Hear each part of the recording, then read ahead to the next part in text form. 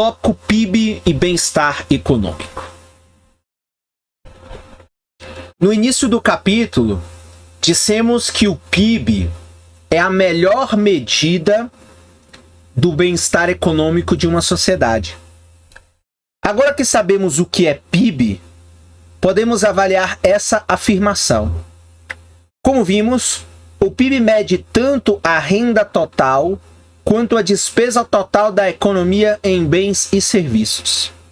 Assim, o PIB per capita nos fala da renda e das despesas do indivíduo médio na economia. Então, toda vez que você vê PIB per capita, é o PIB total dividido pela quantidade de habitantes, ou seja, o PIB por cabeça, o PIB por indivíduo que está ali dentro daquele limite geográfico daquele país.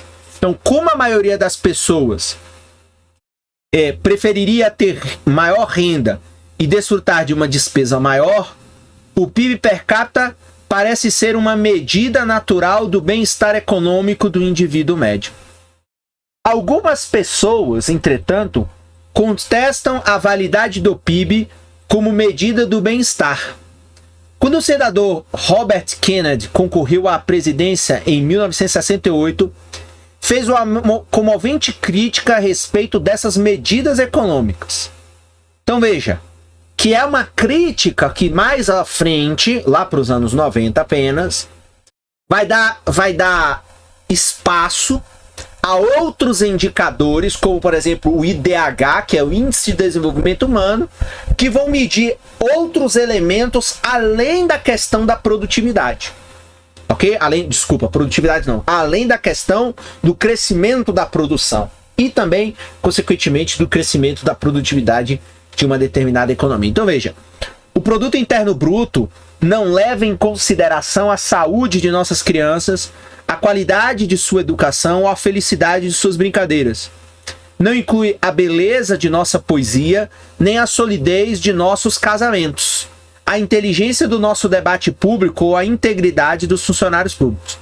Não mede nem nossa coragem, nem nossa sabedoria, nem nossa devoção ao país. Em resumo, mede tudo, exceto aquilo que faz a vida valer a pena e pode nos dizer tudo sobre a América, exceto a razão pela qual nos orgulhamos de ser norte-americanos. Então, a crítica do Kennedy, ela continua válida, porque ainda que a gente tenha outros indicadores econômicos, outros indicadores melhores, mistos ou talvez não econômicos, o PIB ainda continua sendo um indicador extremamente importante para determinar várias coisas na economia.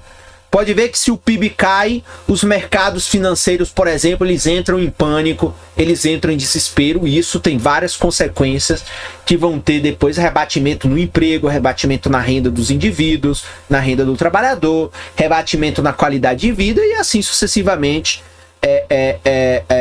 de maneira bem contundente. Então, muito do que Robert Kennedy disse está correto. Então, por que nos preocupamos ainda com o PIB? A resposta é que o PIB elevado nos ajuda de fato a levar uma vida confortável. O PIB não mede a saúde das crianças, mas países com PIBs maiores podem arcar com o custo de um melhor atendimento de saúde para suas crianças. O PIB não mede a qualidade da educação, mas países com PIBs maiores podem ter sistemas educacionais melhores. Ele não mede a beleza da nossa poesia, mas países com PIBs maiores podem ensinar mais cidadãos a ler e apreciar a poesia. O PIB não leva em consideração nossa inteligência, integridade, coragem, sabedoria ou devoção ao país, mas todos esses louváveis atributos são mais fáceis de desenvolver quando as pessoas estão menos preocupadas em garantir as necessidades materiais da vida. Em suma, o PIB não mede diretamente as coisas que fazem a vida valer a pena, mas mede nossa capacidade de obter os insumos para uma vida que valha a pena, segundo aí o que o Menkil coloca em relação a isso. É importante destacar que essa questão de se o PIB é uma boa mensuração do desempenho econômico perdura aí até hoje e com muita dificuldade a gente enxerga uma modificação nessa forma de avaliar o desempenho da economia. O PIB ainda continua sendo um indicador que diz muita coisa sobre a economia e que muitos agentes econômicos, que muitos estados, que a própria Nações Unidas levam em consideração como um indicador para determinar se um país da África está indo mal ou se a Venezuela está indo para o buraco por conta dos registros que o PIB oferece para mensurar, portanto, esse tal do bem-estar. O PIB, entretanto, não é uma medida perfeita do bem-estar. Algumas coisas que contribuem para uma boa vida ficam fora dele. Uma delas é o lazer. Suponha, por exemplo, que todas as pessoas da economia subitamente começassem a trabalhar todos os dias da semana, em vez de desfrutar de lazer nos fins de semana. Mas bens e serviços seriam produzidos e o PIB aumentaria. Mas apesar do aumento do PIB, não poderíamos concluir que todos estariam em melhor situação. A perda de bem-estar decorrente da redução do lazer seria compensada pelos ganhos de bem-estar decorrentes da produção e do consumo de uma maior quantidade de bens e serviços. Como o PIB usa os preços de mercado para avaliar os bens e serviços, ele desconsidera o valor de quase todas as atividades que ocorrem fora dos mercados. Mais especificamente, o PIB omite o valor dos bens e serviços produzidos em casa. Então, quando um chefe de cozinha prepara uma deliciosa refeição e vende em seu restaurante, o valor dessa refeição faz parte do PIB.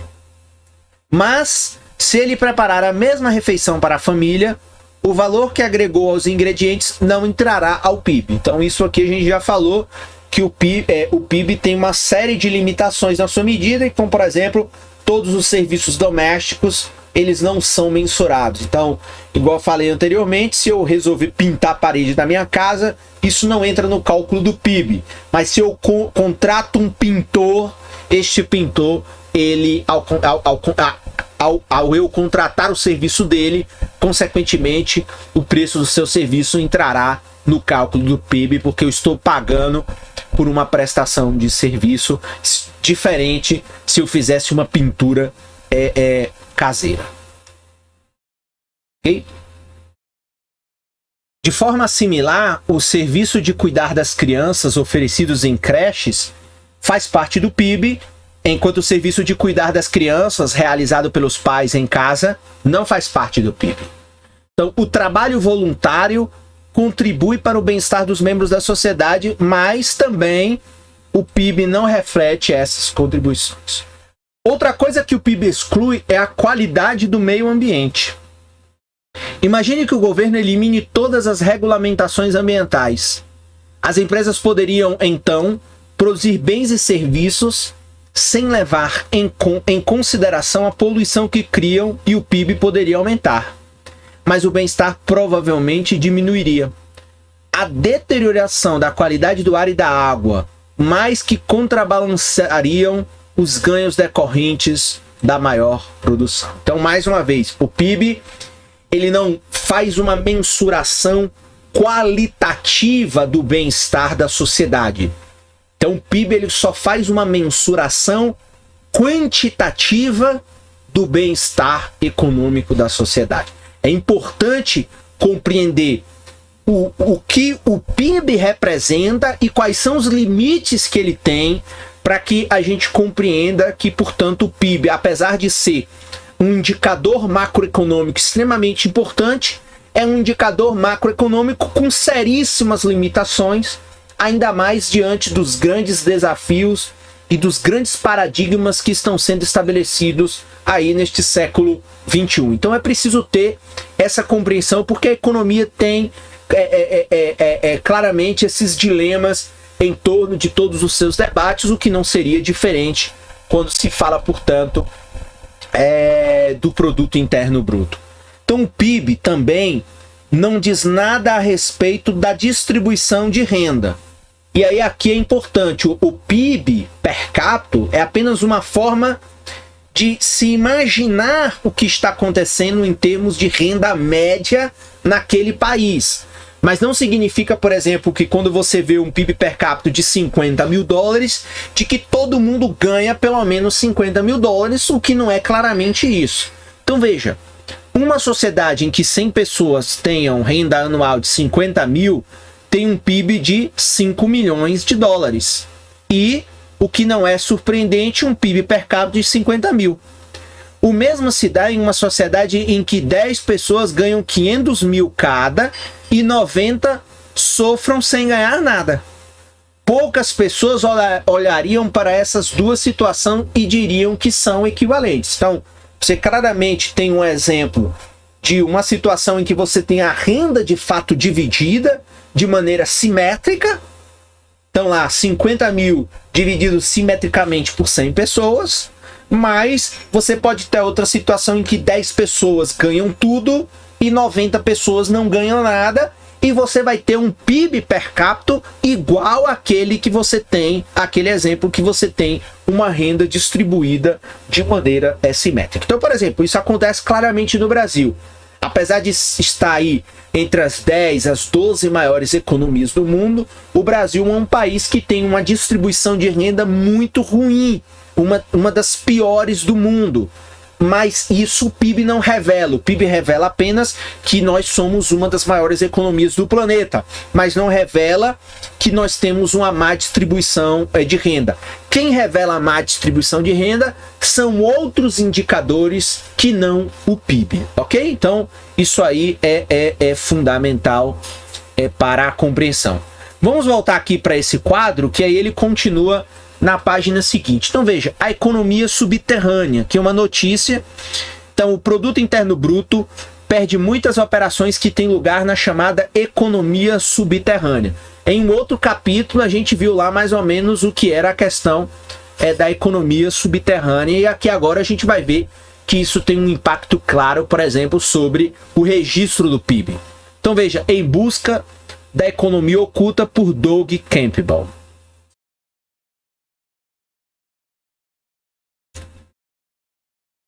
Este é um relato breve e notável de como recentemente participei da economia subterrânea. No meio da tarde do dia mais frio, no inverno passado, um homem bateu à minha porta e perguntou: quer que limpe a neve de entrada por apenas 5 dólares? Lá fora, a temperatura congelante chegava a 15 graus negativos. Feito, respondi. Meia hora depois, dei a ele uma nota de 5 dólares e agradeci por ter me poupado o trabalho. Oficialmente, foi uma transação não oficial, sem registros, sem pagamento de impostos e sem seguir normas de segurança. Pelo menos, presumo que ele não se incomodaria em declarar essa renda ou registrá-la nos órgãos competentes. Portanto, era tecnicamente ilegal. Seria o que nós chamamos no Brasil de economia informal. E claro, esse tipo de atividade acontece o tempo todo. O tamanho da economia oficial dos Estados Unidos, medido pelo PIB, era de quase 12 trilhões de dólares em 2004. A medida da economia informal, sem incluir atividades legais como tráfico de drogas e prostituição, difere substancialmente. Contudo, geralmente é considerada significativa entre 6% e 20% do PIB. Isso corresponde, em média, portanto, a 1,5 trilhão de dólares por ano. Quando definida de um modo mais completo, a economia subterrânea, informal ou das sombras, envolve, sobre outros aspectos, transações legais que não são declaradas ou registradas. Trata-se de uma rede ampla que inclui tudo: pagamento de serviços de babás, troca de reparos domésticos com vizinhos, ou mesmo o fato de não declarar um passeio de barco à luz da lua. O rótulo economia subterrânea tende a fazer com que ela pareça mais sinistra que realmente é. E aí veja, diferenças internacionais da economia subterrânea. Então, economia subterrânea como percentagem do PIB. Então veja, a Bolívia, que é um país pobre, com uma economia, uma participação da informalidade muito grande, né? Zimbábue, Peru, Tailândia, México, né? Veja que países esses números maiores em países pobres e subdesenvolvidos, né, ou em desenvolvimento. Aqui você tem a Suécia, né, com um número muito baixo, 18%, né, Japão 11%, você vê aqui Suíça 9%, Estados Unidos 8%. Então você veja qual é a expectativa de parte da economia, parte do PIB em termos relativos, que não são registrados porque tratam-se de atividades com uma série de problemas para se realizar a contabilidade nacional. Então, quando a gente fala de PIB, a gente está falando que o PIB ele é registrado a partir da chamada contabilidade nacional.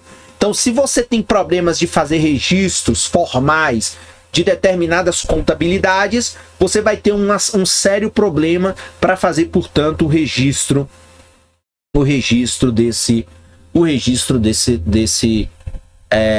desse dado macroeconômico. As atividades criminosas compõem grande parte do que se poderia chamar, agora vamos aqui continuar na outra página, economia clandestina total. Então já foram realizados muitos estudos sobre a economia do tráfico de drogas, da prostituição e do jogo. Como o dinheiro do crime nem sempre é recuperado, muitos formuladores de políticas estão mais interessados em parte da economia clandestina que poderiam ser legais se não fossem ocultadas das autoridades, como limpar a neve da entrada das casas. Apesar da intriga, ainda existe debate sobre a importância da economia informal. No Brasil, não há como negar que milhões de pessoas, ainda mais um país pobre e desigual, milhares e milhares de pessoas e milhares de trabalhadores vivem de um trabalho informal que não entra no PIB. Então, o tiozinho da carrocinha que vende cachorro-quente numa comunidade pobre do Rio de Janeiro, consequentemente, aquela riqueza que ele produz ali, aquele bem que ele vende ali todos os dias, não é registrado no PIB por uma série de razões, do qual decorre, sobretudo, o fato da informalidade ser um dificultante para se registrar e, portanto, para o Estado auferir impostos, auferir uma série de questões que a atividade formal você consegue. Por exemplo, a atividade formal que emite uma nota fiscal, você consegue saber o que está acontecendo ali naquela atividade. O motivo? Tenta-se medir um fenômeno cujo objetivo principal é evitar qualquer flagrante, diz Ed Fager, economista da University of Wisconsin. Essa incerteza causa problemas para os formuladores de políticas. Sem conhecerem o tamanho preciso, os objetivos e as causas da economia subterrânea, o que poderão fazer se é que há algo a ser feito? O homem que retirou a neve da entrada da minha casa estava engajado em uma atitude socialmente positiva ou negativa? E quanto a mim? Basta dizer que alguns economistas têm dedicado toda a sua carreira ao estudo da economia subterrânea e ainda não existe um consenso sobre o seu tamanho ou descrição. Em geral, os economistas concordam que a economia das sombras é pior em países em desenvolvimento, notórios pela burocracia e pela corrupção. Por exemplo, o economista Friedrich Schneider publicou em 2003 Estimativas da Economia das Sombras, definida amplamente como a produção legal do mercado de bens e serviços deliberadamente ocultado das autoridades em países como Zimbábue, com 63,2% do PIB, Tailândia, com 54,1% do PIB e Bolívia, com 68,3% do PIB. Entre as nações da antiga União Soviética, a Geórgia liderou com 68% do PIB. Juntos, esses países somam 40,1% da clandestinidade do PIB, o que contrasta com a média de 16,7% entre os países do Ocidente. Em 2003, Eric Schlusser publicou o livro Reefer Madness: Sex, Drugs and Cheap Labor in the American Black Market, ou seja, loucura do entorpecimento, sexo, drogas e trabalho barato no mercado negro americano, em que invoca a teoria da mão invisível de Adam Smith, segundo a qual aqueles que buscam interesse próprio geram benefícios para a sociedade como um todo. Então, essa mão invisível tem produzido uma economia subterrânea bastante considerável e não podemos entender nosso sistema econômico completamente sem entender também como ela funciona. Então, veja, à medida que você tem uma sociedade capitalista que produz cada vez mais exclusões e vai criando cada vez mais concentração de riqueza e de renda, você vai tendo uma economia subterrânea cada vez maior, como é o caso aí de Zimbábue, Tailândia, Bolívia, alguns países do leste europeu. Então, consequentemente, quando você olha então o PIB da Bolívia, você não pode entender o PIB da Bolívia apenas pelo PIB formal, você precisa entender o que acontece com essa economia informal, até porque essa economia informal ultrapassa, mais da metade da economia do país. Então, isso aí é preciso ser analisado, ser verificado, é um problema a ser estudado, porque, consequentemente, tem uma importância muito grande. Não estamos falando de uma economia de 1% ou 2% do PIB, né? Estamos falando de números vultuosos que estão aí ocultos das estatísticas oficiais e, consequentemente, isso gera uma série de problemas comparativos em nível internacional. Então, é preciso considerar isso de maneira fundamental. A economia subterrânea, em boa medida, é uma boa medida do progresso e da saúde dos países, escreve Schlusser. Quando há muita coisa errada, precisa ser encoberta. Quando há muita coisa errada, precisa ser encoberta. O autor quer dizer que existe muita coisa errada nos Estados Unidos. Se ele tivesse observado o padrão global, talvez dissesse que relativamente há muito pouca clandestinidade nos Estados Unidos. Então aí veja um Region Fox. Então isso aí é um relatório, né, um artigo do Fed americano, né, de 2005. O PIB per capita nos diz o que acontece com a pessoa média, mas por trás da média existe uma ampla variedade de experiências individuais, como a gente viu. Ou seja, ainda que você tenha uma renda que pareça estar dividida de maneira simétrica entre a população, na grande maioria você tem rendas muito concentradas em um pedaço muito pequeno da população e outra grande maioria sem renda ou com uma renda muito menor do que a média que a gente verifica, por exemplo, no PIB per capita. No fim das contas, podemos concluir que o PIB é uma boa medida do bem-estar econômico para a maioria dos propósitos, mas não para todos. Então, é fundamental compreender as limitações, enfim, de registro que o PIB tem. Então, o PIB, ele é um bom indicador econômico, ele é utilizado ainda de maneira majoritária para análises macroeconômicas em níveis globais, mas ele tem sérios problemas de registro e ele deixa de, enfim, contabilizar uma série de questões que são relevantes hoje em dia, no século XXI, enfim, que geram dúvidas por outro lado, ou que vão registrar, igual o caso da economia informal. Você tem situações hoje em que a informalidade em alguns países, por conta da desigualdade, da pobreza, do desequilíbrio econômico em nível global, tem produzido bolsões de pobrezas monstruosos ao redor do mundo. Então, isso aí, o PIB tem os seus limites. É importante ter em mente que o PIB inclui o que o PIB inclui e o que fica fora desse registro. Então, é claramente tentar enxergar o potencial do PIB, mas também enxergar que o PIB ele tem defeitos e ele precisa ser consideravelmente ponderado, precisa ser considerado e precisa ser ponderado de que esses limites existem e fazem parte aí da realidade atual. Temos aqui um estudo de caso, então, diferenças internacionais no PIB e na qualidade de vida. Então, veja, uma maneira de avaliar a utilidade do PIB como medida do bem-estar econômico é examinar dados internacionais. Países pobres e ricos têm níveis muito diferentes de PIB per capita. Se um PIB elevado leva a um melhor padrão de vida, então deveremos observar que o PIB está fortemente correlacionado com medidas de qualidade de vida. E, de fato, é isso que acontece.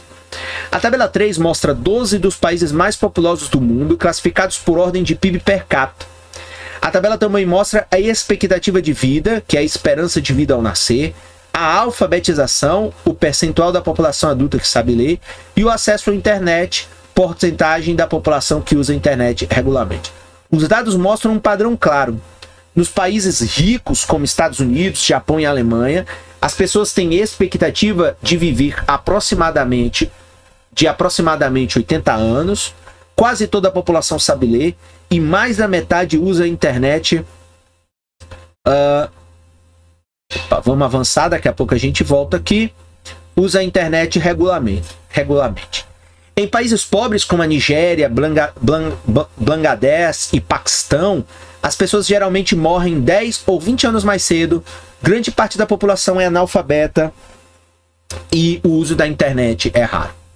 Os dados sobre outros aspectos da qualidade de vida contam uma história semelhante. Então, os países com baixo PIB per capita tendem a ter mais crianças com peso baixo ao nascer, altas taxas de mortalidade infantil, altas taxas de mortalidade materna, altas taxas de desnutrição infantil e menos acesso à água tratada. Então, o que está ficando claro aqui, o que o Menkyu coloca, é de que claramente você tem a situação em que o PIB, ele consequentemente, claro, ele representa a construção e geração de riquezas em termos de bens e serviços em uma determinada economia, ele tem vários problemas, mas consequentemente um bom desempenho econômico do PIB vai ter, claro, reflexos em termos de renda, em termos de acesso a determinados bens e serviços, que consequentemente um país pobre que tem um PIB muito baixo ou um PIB muito limitado terá dificuldades de, portanto, gerar benefícios à sociedade. Então veja, nos países de baixo PIB per capita, menos crianças em idade escolar frequentam efetivamente a escola e aquelas que o fazem dispõem de menos professores por aluno.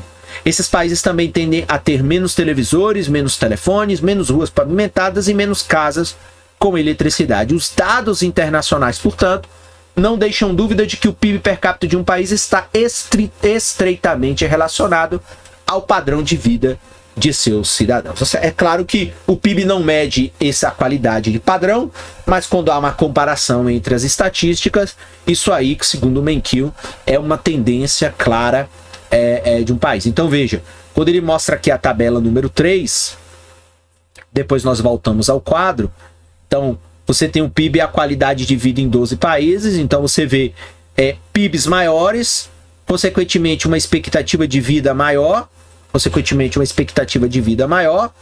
consequentemente mais alfabetização. Veja, Estados Unidos, Alemanha, Japão e Rússia com quase 99% dos adultos alfabetizados, e veja o uso da internet como ele é grande também. E veja que países com uma renda per capita menor vão ter também dificuldades na qualidade de vida. É claro o seguinte, nessa perspectiva que o Menkyu apresenta, ele está correto, ou seja, países que têm PIBs maiores, que geram riquezas, geram bens e serviços numa maior quantidade, vão também gerar benefícios não econômicos à sua sociedade, como por exemplo, qualidade de vida. Então expectativa de vida significa acesso a moradia, acesso a água e esgoto, acesso a bens de qualidade, acesso à alimentação de qualidade, acesso a uma dieta dentro dos padrões mínimos necessários. A alfabetização significa que o país rico tem condição, com mais PIB, tem condição de ter mais professores, de ter mais acesso à educação e, consequentemente, de ter uma economia digital muito maior do que um país onde as pessoas não têm renda, o país não tem infraestrutura, porque não tem como gerar infraestrutura, porque justamente a geração de riqueza é muito baixa e, consequentemente, você tem uma dificuldade. Tudo isso aqui tem sido mensurado através também do chamado Índice de Desenvolvimento Humano. E se vocês verem aqui, ó, esses dados que o autor mostra, eles são provenientes do Relatório de Desenvolvimento Humano de 2009 das Nações Unidas, porque aí você também tem a possibilidade de, a partir desses dados, você gerar o chamado indicador de desenvolvimento humano. Então, o indicador de desenvolvimento humano vai fazer justamente uma análise, uma combinação entre renda per capita, expectativa de vida, que vai representar muito saúde, qualidade de vida, etc., educação e tem um outro item que compõe. Então veja o quanto isso é importante para a compreensão adequada de se o PIB, ele em algum grau enfim, de detalhamento, ele vai permitir se fazer uma reflexão acerca do bem-estar econômico, ou seja, a respeito da qualidade de vida. Então, apesar do PIB ser um dos maiores indicadores econômicos utilizados, ter problemas de mensuração, ter ausência de determinados dados, como a gente viu a economia informal, e ter também um viés muito economicista e muito quantitativo, mas ele, quando comparado a outros dados qualitativos, ele revela, portanto, uma importância do ponto de vista de perceber que, claro, países que têm PIBs maiores, são mais ricos, vão ter também uma qualidade de vida maior, e o inverso não é verdadeiro. Ou seja, é difícil você encontrar um país que tenha uma geração de riqueza e renda, ou uma geração de bens e serviços muito pequena, e tenha também uma alta qualidade de vida, porque isso é muito difícil, mesmo nas experiências mais variadas que a gente tenha ao redor do mundo. O Menkyu coloca aqui também uma outra notícia, além do Produto Interno Bruto. Com o incentivo do presidente francês, alguns economistas já consideram o uso de medidas mais eficazes para avaliar o bem-estar econômico. O PIB como medida inadequada de saúde econômica, por David Joly, Paris. Na segunda-feira, o presidente Nicolas Sarkozy declarou à Agência Nacional Francesa de Estatística a necessidade de considerar com mais ênfase fatores como qualidade de vida e meio ambiente na mensuração da saúde econômica de um país. Sarkozy fez essa declaração após aceitar um relatório de um painel de economistas renomados encarregados da revisão da adequação do atual padrão de bem-estar fiscal, o Produto Interno Bruto. O painel, presidido por Joseph E. Stiglitz, da Columbia University, e Amartya Sen, da Harvard University, ambos agraciados com o Prêmio Nobel, concluiu que o PIB era insuficiente e que medidas de sustentabilidade e bem-estar humano devem ser incluídas no cálculo da saúde econômica de um determinado país. Então veja, um foco exagerado na métrica do PIB também contribui para o início da crise financeira atual, de acordo com o relatório. Os formuladores de políticas brindaram o aumento do crescimento econômico, enquanto outros dados, como os que indicavam o aumento do endividamento insustentável de famílias e de empresas, foram ignoráveis, conforme apontou o relatório. A mensagem principal é afastar-se da obsessão pelo PIB e entender seus limites, argumentou Stiglitz em uma entrevista. Há muitos anos na nossa sociedade, há muitos aspectos de nossa sociedade que não são cobertos pelo PIB. O PIB é a medida do valor de mercado de todos os bens e serviços produzidos na economia. Seu desenvolvimento na década de 30, quando o governo norte-americano estava procurando novas ferramentas para mensurar com maior exatidão a renda e o produto nacionais, foi considerado um dos avanços mais importantes na macroeconomia. No entanto, há uma forte crítica pelo fato do PIB, apesar de capturar o crescimento ou a contração da economia global, ser uma ferramenta imperfeita para descrever a saúde social. Então, mais uma vez, o PIB é um indicador claramente extremamente economicista. Os Estados Unidos, por exemplo, com a maior economia do mundo, naturalmente, vamos avançar aqui, estão no topo dos rankings do PIB, mas o país tem classificação baixa em outros critérios. Então veja, o Índice de Desenvolvimento Humano do Programa de Desenvolvimento das Nações Unidas, que incorpora o PIB como apenas um dos vários critérios, classificou a Islândia, a Noruega e o Canadá nas 3 primeiras posições em 2008 e os Estados Unidos em 15º lugar.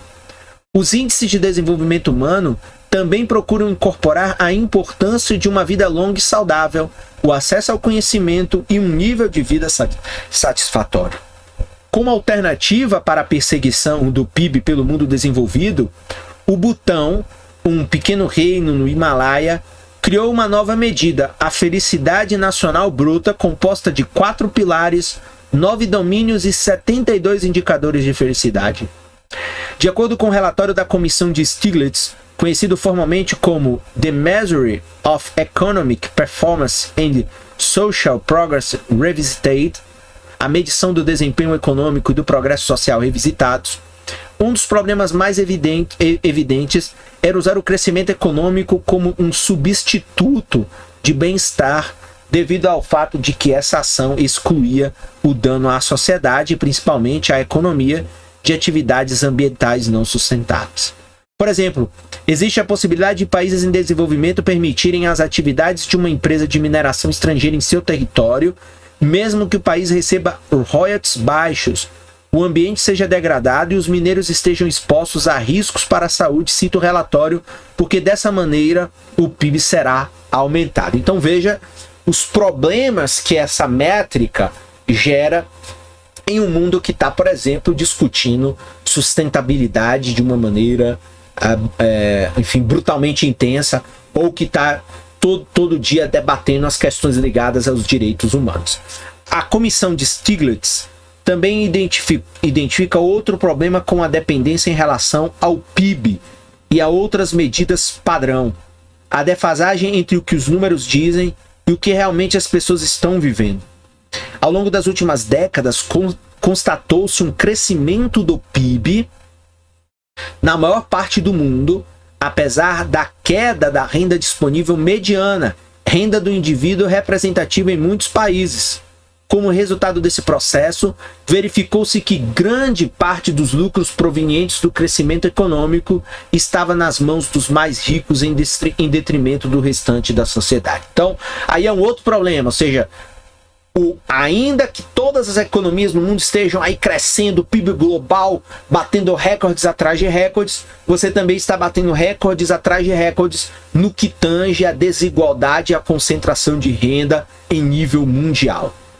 Com base nas recomendações específicas, o PIB deve ser mensurado da mesma maneira em todos os países, já que os órgãos estatísticos o calculam diferentemente de um país para o outro, em alguns casos resultando em grandes variações na forma como serviços governamentais são avaliados. Isso tem o potencial para conduzir a erros de política, advertiu a comissão. Então veja, com base nas recomendações específicas, o PIB deve ser mensurado da mesma maneira em todos os países, já que os órgãos estatísticos o calculam diferentemente de um país para o outro. Mas veja, ainda que tenha esse detalhamento, grande parte dos países seguem normas mínimas estabelecidas pelas Nações Unidas para o cálculo do PIB, porque se cada órgão estatístico de um país calcular de fato o PIB de uma maneira muito diferente, sem nenhum critério e nenhum padrão, fica difícil você comparar o PIB do país A com o país B, até porque, por exemplo, o mundo, cada país opera numa moeda diferente, você precisa, por exemplo, dolarizar esse PIB para realizar comparações internacionais. Então, por exemplo, as Nações Unidas, a partir de um órgão de estatística, busca minimizar esse problema que está colocado aí, através de normas estatísticas que tentam fazer com que as diferenças sejam as mínimas possível, ou diferenças que não representem um prejuízo à comparação da geração de bens e serviços nos diferentes países. Segundo aquela comissão, o que mensuramos afeta o que fazemos. E se há falhas em nossas medidas, as decisões podem ser distorcidas, as políticas devem focar a melhoria do bem-estar da sociedade e não o PIB. Isso aí eu concordo também, ou seja, claramente se a gente utiliza o PIB como uma métrica única de sucesso de um país ou sucesso de um governo, de um governante, consequentemente esse governante, para que tenha sucesso, ele focará no PIB, esquecerá outros elementos que não são tão importantes quanto a gente imagina, como, por exemplo, proteção ao meio ambiente, que necessariamente você tem um custo agora, mas os benefícios você não colhe imediatamente. Isso não vai gerar, por exemplo, um aumento do PIB, o que gera e deixa o político prejudicado. Então, claramente, um dado estatístico com problemas, como o PIB, excessivamente economicista, faz com que os governos e os políticos tomem decisões incorretas, porque eles justamente usam uma mensuração que não é adequada em pelo menos alguns termos para os registros no que a gente diz aí dentro dos paradigmas e dos desafios do século XXI. Então, veja que a economia, desde o primeiro capítulo lá do Menkil até aqui, a gente está na parte número 8, em que há uma análise sobre a questão macroeconômica. Claramente você vê como a economia é uma ciência cheia de trade-offs, cheia de dilemas, cheia de desafios, porque, querendo ou não, a economia lida com a análise da realidade concreta, não é uma ciência laboratorial, e, consequentemente, a gente lida com uma realidade dinâmica, uma realidade que vai aprendendo muitas vezes na tentativa e no erro, e que, consequentemente, faz com que o estudo da economia também leve isso em consideração. Porque o economista que tem uma perspectiva muito simples da economia, esse economista está se equivocando em uma série de questões e, portanto, é preciso considerar que a economia é mais complexa do que a gente imagina ou do que a teoria nos mostra, ainda que a teoria seja de fundamental importância para o nosso desenvolvimento intelectual